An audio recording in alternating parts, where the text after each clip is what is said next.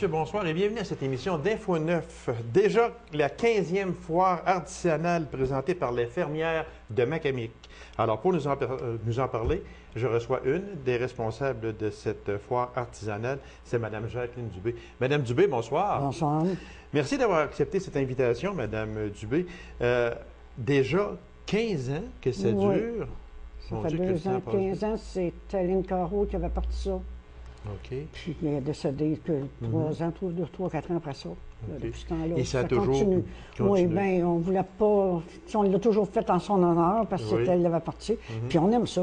Ben oui, puis c'est plaisant aussi. Puis ça montre aux gens ce que les personnes peuvent faire. Bien, c'est ça, parce qu'il y a des belles choses. Il y a de très belles choses. Il y a de très, très belles choses. Vous êtes impliqué là-dedans depuis combien de temps?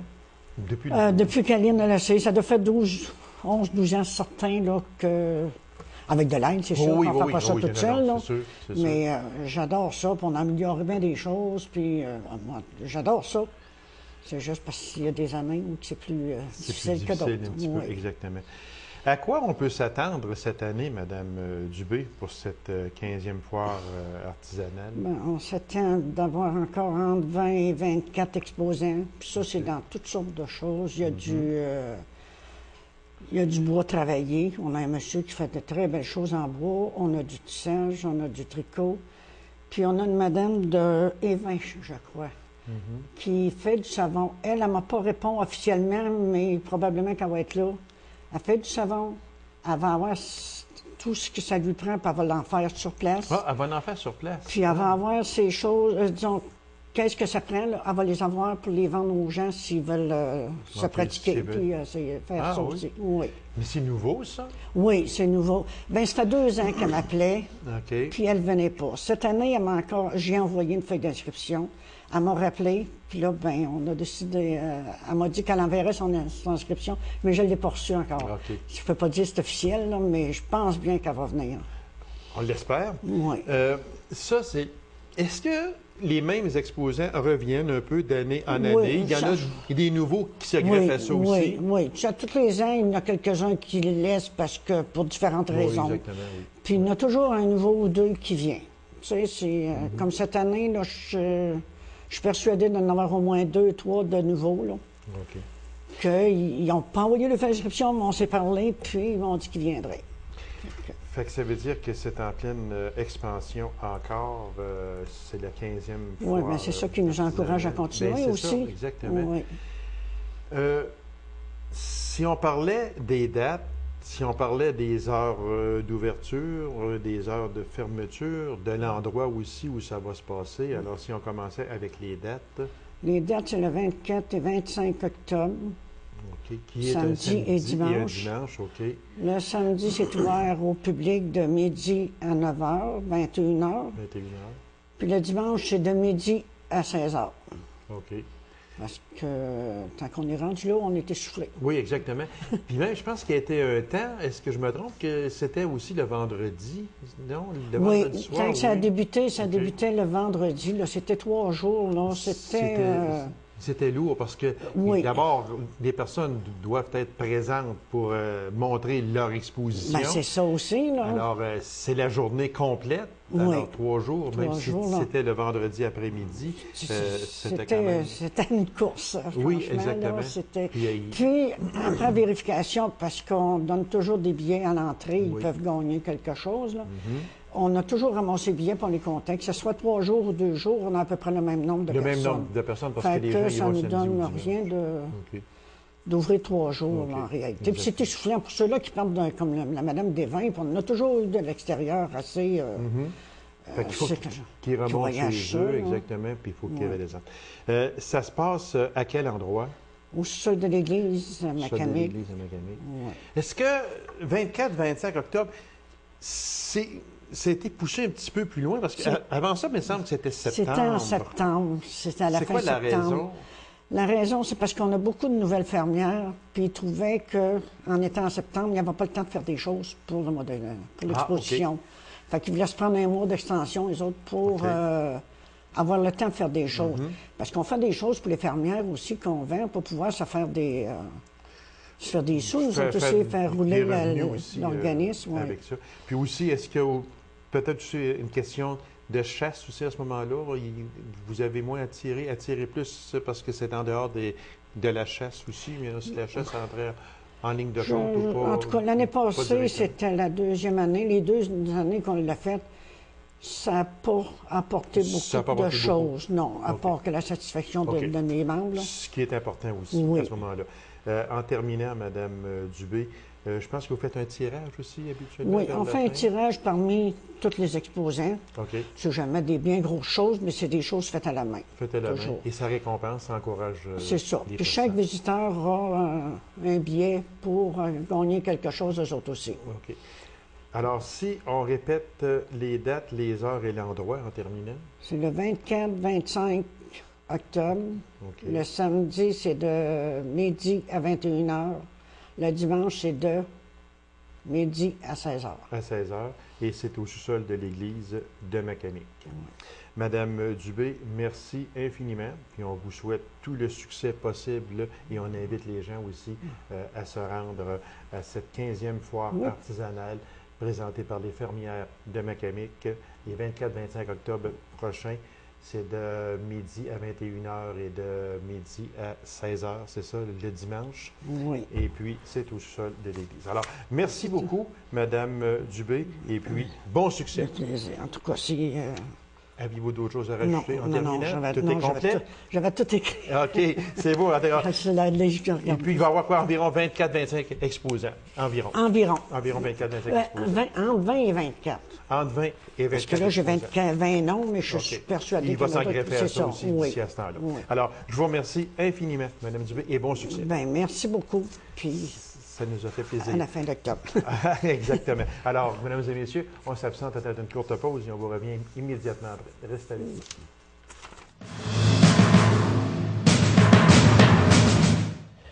La randonnée du pompier édition 2009 a battu tous les records. Pour nous en parler, je reçois le directeur général de la ressource pour personnes handicapées, M. Rémi Mailloux, et le grand responsable de cette randonnée, M. Yvon, le pompier Lagueux. Messieurs, bonsoir. Bonsoir. On s'était parlé au printemps dernier. On parlait de la randonnée du pompier. Là, on vient donner des résultats. C'est vraiment... ça a dépassé toutes les espérances, si j'y allais avec vous, Yvon. Ça a dépassé un petit peu. Dépassé, oui, c'est le mot. On s'attendait à un bon 10e, puis on s'attendait aussi avec un bon résultat. Cette année, on a battu le record sur toute la ligne. On ne dit pas les chiffres tout de suite. Okay. On va regarder ça pour la fin. Pas de problème. Mais c'est vrai que ça l'a donné. C'était la 10e édition. Les 9 premières aussi avaient été un bon succès, mais je pense, et vous me corrigerez si je me trompe, mais ça a pris, à partir de la première année, ça a pris de l'ampleur et ça en prend encore. La 10e randonnée, quand on dit que ça a battu tous les records, oui, monétairement, mais aussi au point de vue de participation. Oui, c'est ça. Ce qui est le fun aussi là-dedans, là, c'est que ça l'a progressé, tu le disais, à chaque année.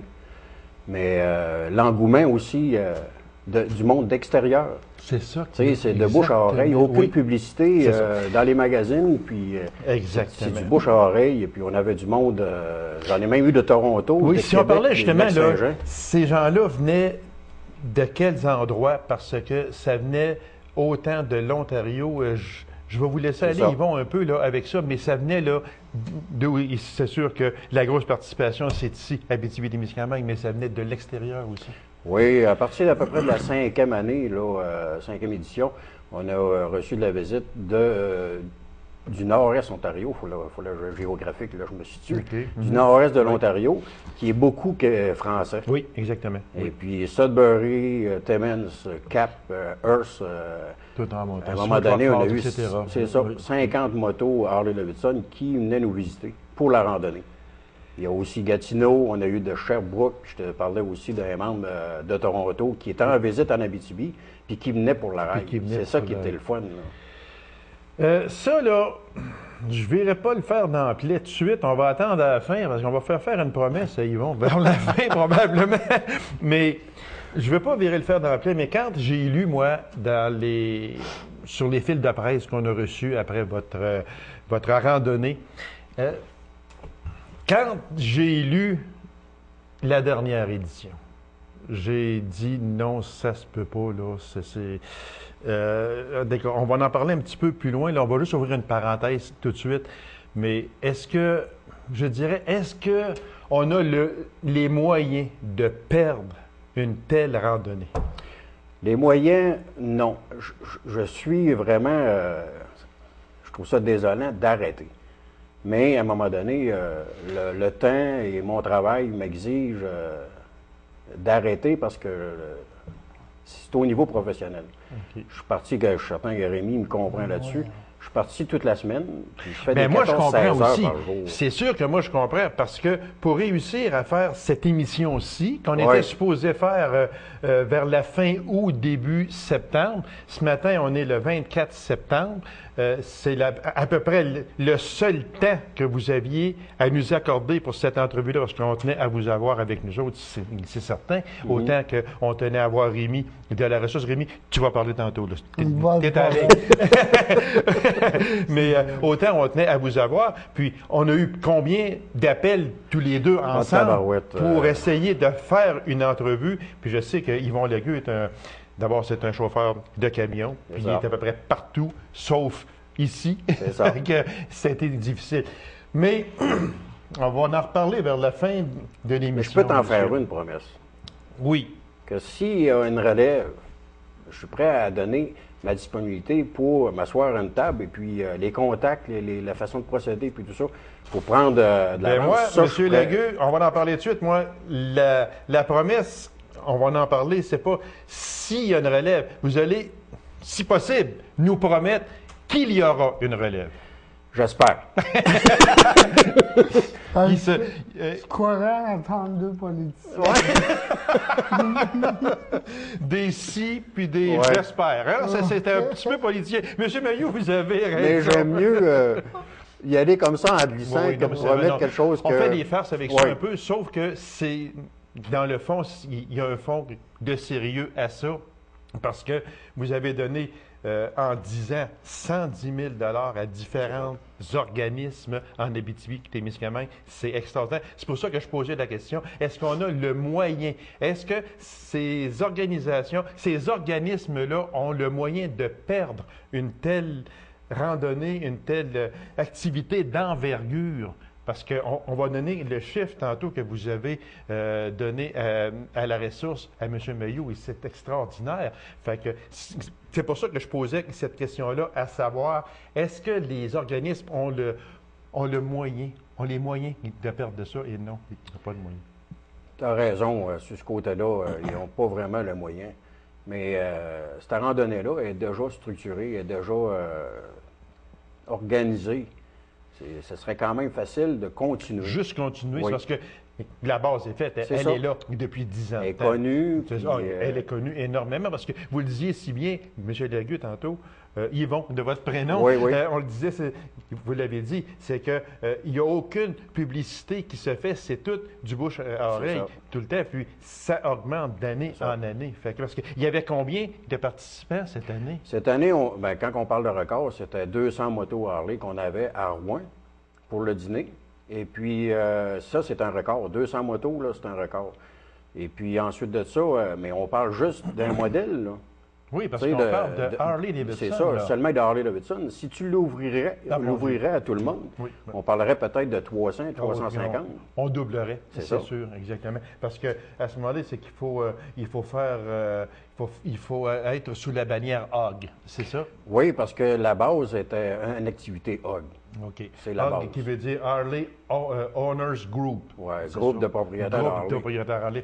C'est pour ça que ça se situe uniquement avec des Harley-Davidson. Oui, mais pour le futur, il n'est pas nécessaire que HOG s'implique au niveau de l'organisation. On peut y aller avec n'importe quelle marque, tout simplement. Tu sais, une personne autre peut organiser une activité puis l'ouvrir à tout le monde. Là, exactement. J'embarque. Je te fais la promesse d'embarquer. Je participe. Moi, c'est pas cette promesse-là moi, que je veux absolument pas. Bon, là, on va laisser reposer Yvon un peu, puis on va parler avec M. Rémy. Comment ça s'est fait l'approche entre la randonnée du pompier et la ressource? Ben, l'approche, je vais dire, c'est parce qu'au point de départ, pour que le groupe à Yvon s'affilie à un organisme, je pense que ça prenait quelqu'un qui était en relation avec l'organisme en tant que tel, qui avait un décès Harley Davidson. Nous, c'était Carl Fizet de chez Orthez, qui a une paralysie cérébrale, qui était affilié qui était membre de la ressource, qui travaillait proche de nous. Donc, on avait un lien, il fallait tout le temps qu'il y ait un lien avec l'organisme et le mouvement de la randonnée du Pont-Ville, le mouvement Yvon. Ça fait que l'approche a été faite il y a 2 ans. Quand Yvon dit c'est la randonnée est pensée d'avance, c'est vrai, mais elle est pensée d'avance longtemps. Ce gars-là, puis je sais, il doit en rêver des bouts de temps, parce que dans son truc, ça doit tout le temps rouler, puis il n'y a pas rien que les roues qui roulent. Ah non, c'est ça. Puis à un moment donné, toute organisation d'envergure, parce que c'est comme tu as dit tantôt, ça grossit d'année en année. On connaît tout ça en Abitibi-Témiscamingue, les grosses organisations.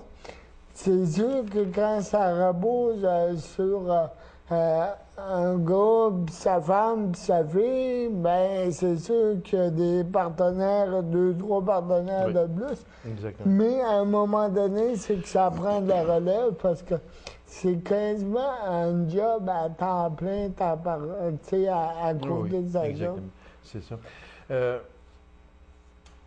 Yvon, 110 000 en 10 ans qui a été donné à différents organismes.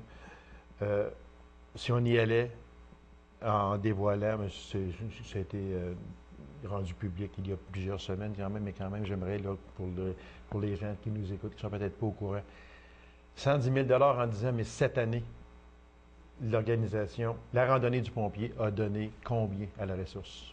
Bien, la randonnée, ça a rapporté pour cette fin de semaine-là 50 000 C'est sûr qu'il y a eu une vente de billets pour un tirage d'un Harley Davidson et tous les profits allaient à la ressource. Ensuite de ça, je pense que c'est 48 500, si je ne me trompe pas, environ, ou à peu près. Oui. Et puis, la différence pour aller à 50 000, on avait un dîner bénéfice d'un autre organisme. C'était pour la Fondation pour enfants diabétiques. C'est ça. Donc, vous que, avez touché ensemble, à 2 organismes oui, vraiment... mais à chaque année, c'était la même chose. Hein. Oui, exactement. On roulait, disons, pour le cancer ou la sclérose ou la prévention suicide. Puis le dîner, c'était un autre organisme. Fait que vous avez... On parle en chiffron. La ressource avec la Fondation pour enfants diabétiques, vous avez remis 50 000 à ces dons, près de 48 500 à la ressource. Quand vous avez su ça, êtes-vous tombé en bas de votre chaise, M. Rémy?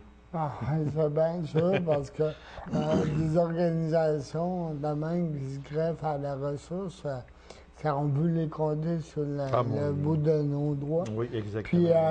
Puis, tu sais, c'est le fun. On était comme ébahis à la soirée quand ils ont dévoilé le montant. La mâchoire nous a tombé à terre, mais on l'a vite récupéré. Mais il fait qu'à un moment donné, c'est soulageant d'avoir un groupe parce que, comme on disait au Mamog, c'est qu'on nous rentrait dans leur famille. On était là, on se sentait comme chez nous. Puis on sentait aussi on sait que la ressource a un gros mandat d'offrir des services directs aux personnes handicapées. Ça fait que ce montant-là venait comme nous alléger nos épaules pour dire ah ben là, tu sais, on va avoir un souffle, on va pouvoir en aider plus. Fait que c'est vraiment le fun. C'est pour ça, Yvon, que quand je disais tantôt, C'est une randonnée qu'on ne peut pas arrêter. C'est aussi simple que ça. Je comprends votre position, votre situation, ça, je la comprends très bien. Mais la promesse, entre parenthèses, que j'aimerais que vous nous fassiez aux milliers de personnes qui nous écoutent, c'est qu'elle soit faite par n'importe qui, mais qu'il y ait une autre randonnée pour amasser des fonds pour un autre organisme, peu importe quel organisme, mais on ne peut pas délaisser cette randonnée du pompier. Moi, je vous demande là si c'est possible, parce qu'on faisait des farces tantôt, tout ça, mais quand même, là, au point de vue plus sérieux un peu, mais est-ce que c'est possible que cette randonnée-là, peu importe par qui, mais revienne? Oui, je suis d'accord. Je suis d'accord avec toi, puis je te fais la promesse, là. Je m'adresse à au public, puis s'il y en a qui sont intéressés, là, à en faire une activité.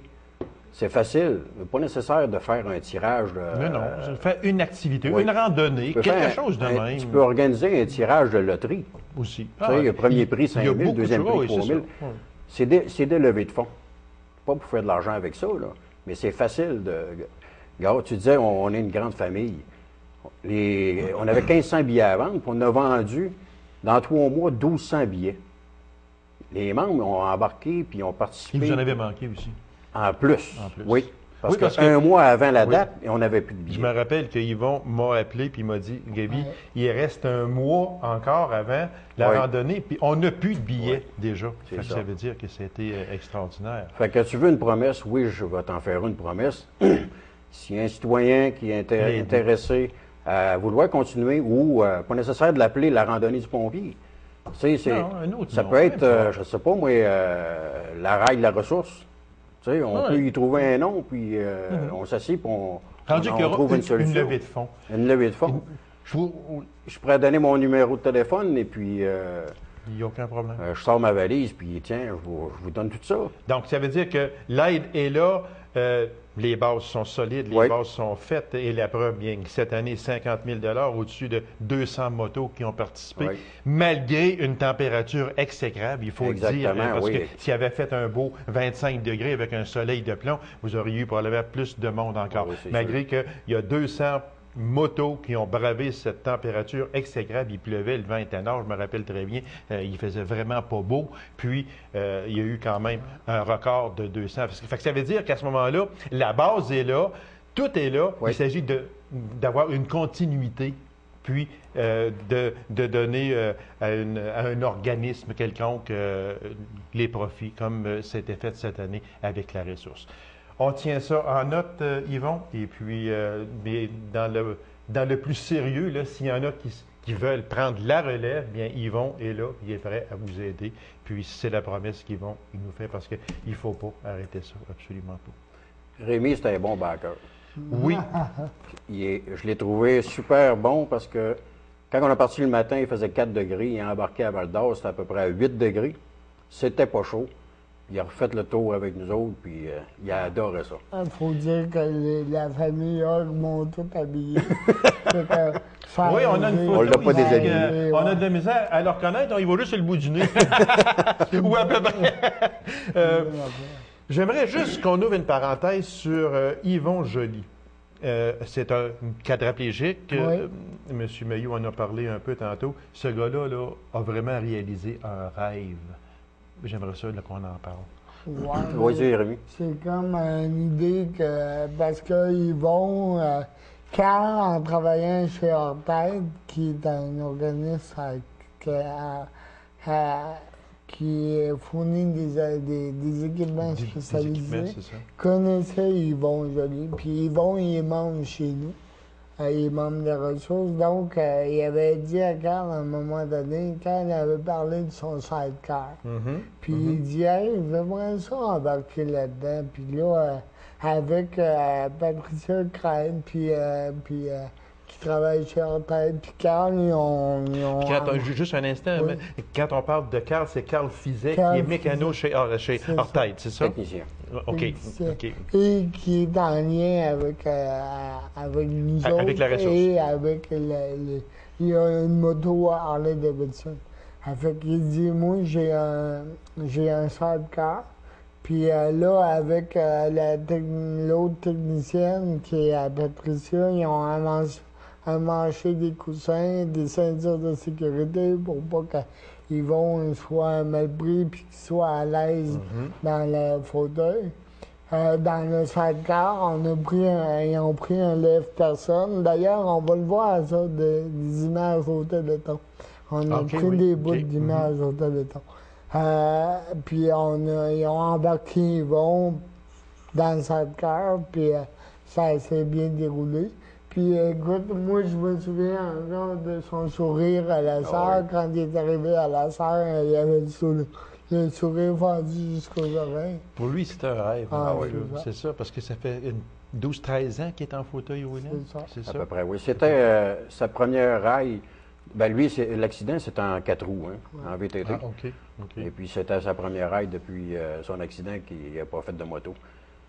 Il était vraiment heureux, puis même, il a resté au souper, il a resté à la soirée. Il s'est amusé jusqu'à la fin. C'est ça que ça fait, c'est que, OK, on ramasse des sous, là, je suis bien d'accord, mais seulement que ça, là, ça l'a rendu, ça, cette personne-là, là, pour lui, c'était peut-être un rêve irréalisable que Hogg lui a permis, avec la ressource, de réaliser. Parce que déjà, quand on est en fauteuil roulant, c'est vraiment pas... C'est pas un cadeau, comme on dit. Puis, il faut s'occuper de ces personnes-là, parce que ces personnes-là ont quand même des rêves, là.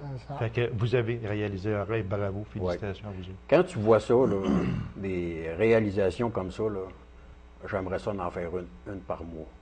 C'est vrai. C'est du mois de mai aller jusqu'au mois de septembre. Il n'y a rien de plus plaisant que ça, c'est ça qui est la paye. Il reste à peine 1 minute. Déjà?